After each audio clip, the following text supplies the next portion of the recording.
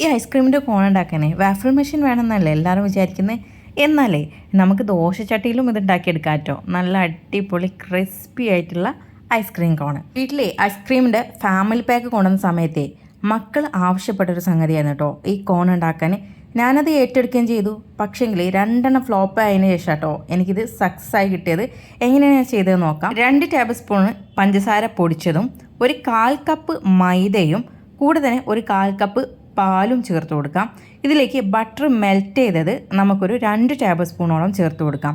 ഇതിൽ ഒരു ഫ്ലേവർ കിട്ടാൻ വേണ്ടിയിട്ട് വാനില എസൻസ് കൂടെ ചേർത്ത് കൊടുക്കാം. ഇനി വേറെ ഒന്നുമില്ല, നന്നായിട്ട് മിക്സ് ചെയ്യാം. ഇതിൽ കട്ടയൊന്നും ഉണ്ടാവാതിരിക്കാൻ പ്രത്യേകം ശ്രദ്ധിക്കുക. മാത്രമല്ല പഞ്ചസാര നല്ല പോലെ മെൽറ്റ് ചെയ്തിട്ടുണ്ടോ എന്നും ഒന്ന് നോക്കുക. അത്രയും നമ്മൾ ശ്രദ്ധിക്കാനുള്ളൂ. എന്നിട്ട് ഇതുപോലെ ആയിരിക്കും നമ്മുടെ മാവ് ഉണ്ടായിരിക്കുന്നത് കേട്ടോ.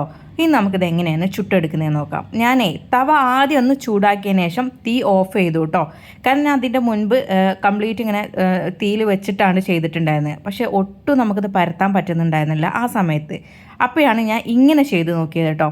ആദ്യം തവ ഒന്ന് ചൂടാക്കിയതിന് ശേഷം നമ്മൾ തീ ഓഫ് ചെയ്ത് വെക്കുക. തീ ഓഫ് ചെയ്തതിന് ശേഷമാണ് ഞാൻ മാവ് ഇതിലേക്ക് ഒഴിച്ചിട്ട് പരത്തിയെടുക്കുന്നത്.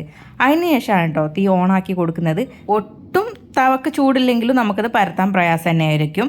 കുറച്ച് ചൂട് വേണം. എന്നാൽ ഇത് ചൂട് ഒരിക്കലും കൂടാനും പാടില്ല കേട്ടോ. അവിടെയാണ് ഇത് നന്നായിട്ട് ശ്രദ്ധിക്കേണ്ട കാര്യം.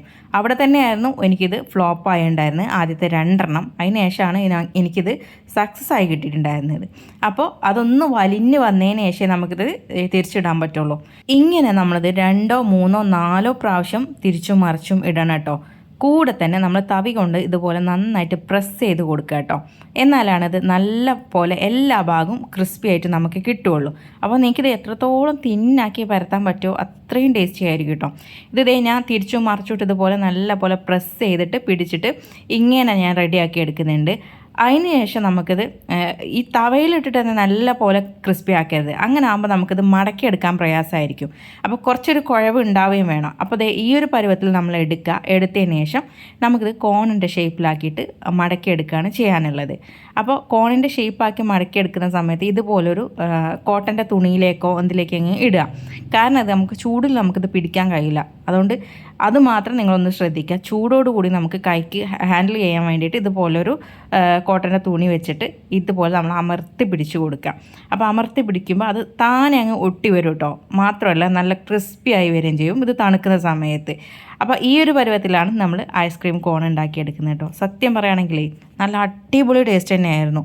നമ്മൾ പുറത്തുനിന്ന് വാങ്ങുന്ന ആ കോണിൻ്റെ അതേ ടേസ്റ്റ് നമുക്ക് കിട്ടിയിട്ടുണ്ട്. അത്രയ്ക്ക് ലുക്കില്ല എന്നേ ഉള്ളൂ കേട്ടോ.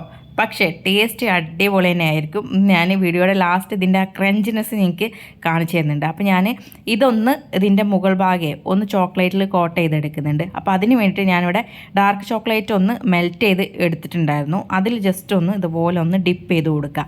ഡിപ്പ് ചെയ്ത് കൊടുത്ത് ഇങ്ങനെ പിടിച്ചാൽ മതി. കുറച്ച് നേരം ഒന്ന് പിടിക്കുമ്പോൾ തന്നെ അത് നല്ല പോലെ അതിൽ ഇങ്ങനെ തണുത്ത് ഉറഞ്ഞു വന്നോളും. അപ്പോൾ അത് വേണമെങ്കിൽ ചെയ്താൽ മതി കേട്ടോ. അല്ലാണ്ട് നിങ്ങൾക്ക് ഇത് കഴിക്കാവുന്നതേ ഉള്ളൂ. എന്നിട്ട് നമുക്കിതിലേക്ക് 2 സ്കൂപ്പ് ഐസ്ക്രീമും കൂടെ ചേർത്തിട്ട് ഒന്ന് കഴിച്ച് നോക്കണ്ടേ. നല്ല ക്രിസ്പി ആയിട്ടുള്ള ഐസ്ക്രീം കോണ് ഇവിടെ റെഡി ആയിട്ടുണ്ട്. അപ്പോൾ ഈ വീഡിയോ നിങ്ങൾക്ക് ഇഷ്ടപ്പെട്ടിട്ടുണ്ടെങ്കിൽ ഷെയർ ചെയ്യാനും ലൈക്ക് ചെയ്യാനും ഒന്നും മറക്കരുത്. അതുപോലെ തന്നെ ഈ ഒരു ചാനലിലേക്ക് ആദ്യമായിട്ട് വരുന്നവരാണെങ്കിൽ ചാനൽ ഫോളോ ചെയ്യാനും കൂടെ മറക്കരുത് കേട്ടോ. അപ്പോൾ എല്ലാവർക്കും താങ്ക്സ് ഫോർ വാച്ചിങ്.